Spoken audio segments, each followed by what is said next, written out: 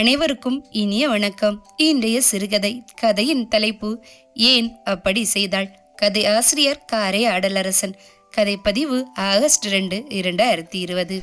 மாட்டக்கூடாது என்று நினைத்து கூட்டத்தில் ஒளிந்து நடந்த சிவா மாட்டிக்கொண்டு விட்டான். பெண்ணுடன் வந்த வேதாச்சலம் வணக்கம் தம்பி என்று கூறி கைகூப்பி தடுத்து நிறுத்திவிட்டார். அவளை விட்டு அவசரமாக கொஞ்சம் விலகி வந்து, தம்பி ஏன் இப்படி பண்ணிட்டீங்க, முகத்துக்கு எதிரே கேட்டு விட்டார். இவனுக்கு தர்ம சங்கடமாக இருந்தது. 15 நாட்களுக்கு முன் வேதாச்சலம் இவன் அலுவலகத்திற்கு போய் வரும் வழியில் நன்கு பழக்கமானவர். ஒரு நாள் இவனே இவரிடம், தம்பிக்கு வரன் தேடிக்கிட்டு இருக்கேன், நல்ல இடமா இருந்தா சொல்லுங்க, பொண்ணு நல்லா படிச்சிருந்தா போதும், வேலைக்கு போகணும் ஒன்றும் அவசியமில்லை, கிடைச்சா போகலாம், அதுவும் தப்பில்லை, என் தம்பிதான், தங்க கம்பி, அரசாங்க உத்தியோகம் சொன்னான். அப்படிங்களா, என் மகள் இருக்காள், வந்து பாருங்களேன், பிடிச்சிருந்தா தாராளமாக முடிச்சிக்கலாம்னு சொன்னார். மறுநாளே இவன் மனைவி தம்பியுடன் போனான். இதோ நிற்கும் இவர் மகள் அனிதாவை பார்த்தார்கள். பிடிக்கவில்லை என்று மனைவி சொல்ல அப்படியே கைபேசியில் தகவலும் சொல்லிவிட்டான். 4-5 நாட்களாக கண்ணில் படவில்லை. இதோ போட்டு விட்டார். ஏதாவது கேட்டுவிட போகிறாரோ என்று பதங்க பிடித்து விட்டார். இந்த இடம் அமையும் என்று வேதாச்சலம் நிறைய எதிர்பார்ப்புகளுடன் இருந்திருப்பார் போல் இருக்கிறது. ஏமாற்றம். அதுதான் கேட்கிறார். பெண் அருகில் இருக்கும்போது உண்மையை எப்படி சொல்ல மனசு நோகும். அந்த சங்கடம் மனத்தை உறுத்த தர்ம சங்கடத்தில் தவித்தான். வந்து சார். சிவா தவிப்பாய் இழுத்தான்.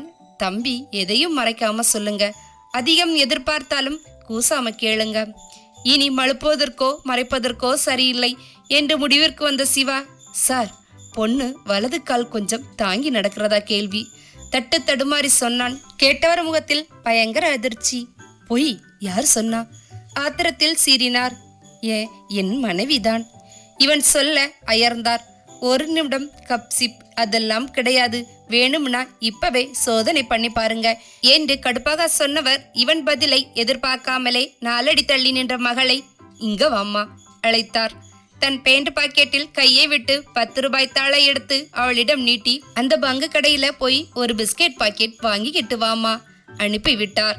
அவளை அனுப்பிய கையோடு, என் பொண்ணுக்கு கால் ஊனமானு இப்ப பார்த்து சொல்லுங்க தம்பி என்றார் கோபமாக. அவள் நடைய பார்த்தவனுக்கு அதிர்ச்சி, முகத்தில் கரி. அனிதா அன்னம் போல் அழகாக நடந்தாள். என்னங்க தம்பி முழிக்கிறீங்க, உங்க மனைவி தப்பா சொல்லி இருக்காங்க, பொண்ணு வேணாம் என்கிறதுக்காக எதை வேணும்னாலும் சொல்லிடுறதா? குற்றம் சாட்டியவர் அதோடு நிற்கவில்லை. என் பொண்ணு பத்திரமாற்று தங்கம் தம்பி, வரதட்சணை நகை நட்டு சீர்சனத்தை அதிகமா எதிர்பார்த்தாலும் கேளுங்க என்று சொன்னவர் மகள் அருகில் வர பிஸ்கெட் பாக்கெட்டை அவள் கையிலிருந்து வாங்க, வீட்டுக்கு எடுத்துக்கிட்டு போங்க, போய் நல்லா யோசிச்சு கலந்து நல்ல செய்தி சொல்லுங்க, அதுக்காக வற்புறுத்தவே இல்லை. இவன் கையில் பிஸ்கெட் பாக்கெட்டை திணித்துவிட்டு பெண்ணுடன் நடையை கட்டினார். இப்போது நடந்தது கனவா நனவா என்று தெரியாமல் ஒரு நிமிடம் ஸ்தம்பித்து நின்றான் சிவா. அழகு அந்தஸ்து என்று எந்தவித குறையும் இல்லாமல் நன்றாக இருக்கும் இந்த பெண்ணை நிர்மலா ஏன் ஊனம் என்று குறை கூறினாள்? மனசுக்குள் கேள்வி எழுந்தது. தம்பி நிதிஷுக்கு வயது 32. அவனுக்காக 20 பெண்ணிற்கு மேல் பார்த்தாகிவிட்டது. ஒரு இடமும் சரியில்லை. பார்த்த அத்தனை இடங்களையும் முகம் சரியில்லை, மூக்கு சப்பை, முடி குட்டை, அது சொத்தை இது சொத்தை என்று நிர்மலா தட்டி கழித்து விட்டாள். அப்படியென்றால் இவ்வளோ நாளும் அவள் சொன்னதெல்லாம் பொய்யா? ஏன் அப்படி சொன்னாள்? கூட்டத்தில் அமர்ந்திருக்கும் ஆண்களுக்கு நமஸ்காரம் செய்யும் பெண்ணை நல்லா இருக்கு நல்லா இல்லை என்று ஓரளவுக்குத்தான் பார்க்க முடியும். உள்ளே நுழைந்து பார்ப்பவர்களுக்குத்தான் பெண்ணின் குறை தெரியும் என்று நம்பியது தவறு. திருமண வயதை தாண்டிய தன் குழந்தனுக்கு தாயிடத்திலிருந்து முடிக்க வேண்டியவள் ஏன் இப்படி முரணாக நடந்து கொள்கிறாள்? தட்டி கழித்து பழி வாங்குகிறாள். அன்னிக்கும் குழந்தனுக்கும் தனக்கு தெரியாமல் ஏதாவது மன வருத்தமா? உனக்கு திருமணம் முடிக்கிறேன் பார் என்று உள்ளுக்குள் சபதம் சவாலா? என்ன ஆச்சு இவளுக்கு? ஒருவேளை இருவருக்கும் தொடர்போ? திடீரென்று சிவாவிற்குள் இந்த நினைப்பு தலை தூக்க, சேச்ச அப்படியெல்லாம் இருக்காது, மனம் மறுத்தது. மனைவி தம்பி அத்தனை கீழ்த்தரம் இல்லை. அவனே அதை ஒதுக்கினான். ஆனாலும் ஏன் இருக்கக்கூடாது? மனசு முரண்டியது. இப்படிப்பட்ட தவறான உறவுகள் நாட்டில் நடக்காமல் இல்லை. குழந்தனுக்கு திருமணம் முடித்தால் தன்னை மறந்து விடுவான். அதனால் பெண் அப்படி இல்லை இப்படி இல்லை என்று தட்டி கழிப்பது சமூகத்துல நடக்கிறது. இப்படியும் இருக்கலாம். நினைக்க தொண்டைக்குள் கசப்பு மருந்து இறங்கியது போலிருந்தது. தம்பி நித்தீஷின் தலை தெரிந்தால் போதும், மரியாதை நிமித்தம் நிர்மலா எழுந்து கொள்வாள். அப்பால் சொல்வாள். அதோடும் அன்பு பாசமும் அதிகம். எது செய்தாலும் எடுத்து வைத்து கொடுப்பாள். பங்கு பிரித்து வைப்பாள். தொட்டால் போதும், தொடாதீங்க, அது தம்பிக்கு என்று பதறுவாள். அப்படிப்பட்டவளா இப்படி செய்வாள்? ஒருவேளை நடிப்போ? கணவன் கண்ணில் மண்ணை தூவ வேண்டும் என்கிற நினைப்பு நாடகமோ? உண்மையென்றால் நினைக்கவே மனம் ஆடியது, நடுங்கியது சிவாவிற்கு. அப்படியென்றால் இருவரையும் கண்டந்துண்டமாக வெட்டி போட வேண்டும். மனம் கருவியது. பொறுமையாக விசாரிக்க வேண்டும். எடுத்தேன் கவிழ்த்தேன் என்றுமில்லாமல் ஆத்திரம் அடக்கி அமைதியாக விசாரிக்க வேண்டும். சிவா மெல்ல நடந்தான். வாசலில் வழக்கம் போல் நிர்மலா சீவி சிங்காரித்து கொண்டு நின்றாள். கணவனை கண்டதும் அழகாக புன்னகைத்தாள். சிவா பதிலுக்கு சிரிக்கவில்லை. உள்ளே எரிமலை கனன்று கொண்டிருக்கும் போது சிரிப்பு எப்படி வரும்? உம்மென்று உள்ளே சென்றான். சோபாவில் அமர்ந்து பிஸ்கட் பாக்கெட்டை டீபாயில் வைத்தான். ஏதுங்க பிஸ்கட்? அருகில் வந்து நிர்மலா கேட்டாள். வேதாச்சலம் கொடுத்தார். எந்த வேதாச்சலம்? போன வாரம் பெண் பார்க்க போனோமே, அந்த பெண்ணோட அப்பா. ஏன் கொடுத்தார்? சற்றென்று பதட்டம், குரலில் மாற்றம். சும்மா. நிர்மலா முகத்தில் வியர்வை அரும்புகள்.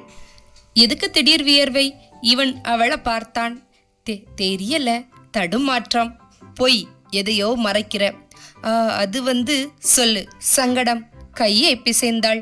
சுத்தி விளைக்காம நானே விஷயத்துக்கு வர்றேன். அவர் பொண்ணு விஷயத்துல நீ என்கிட்ட பொய் சொல்லியிருக்க. என்ன உளறீங்க? நடிக்காதே. இன்னைக்குத்தான் அவளை கடை தெருவில் நேரில் பார்த்தேன். முடமில்லை. துணுக்குற்றாள். வியர்வை பெருகியது. இந்த விஷயத்தை வச்சு பார்க்கும்போது நீ எல்லா பொண்ணுங்க விஷயத்திலும் பொய் சொல்லியிருக்கேன்னு தோணுது. ஏன் நிர்மலா? என் தம்பிக்கு மனம் முடிக்க என்ன தயக்கம்? 2 பேருக்குள்ளே ஏதாவது மனக்கசப்பு வருத்தமா? இதனால் பழி வாங்க நடவடிக்கையா?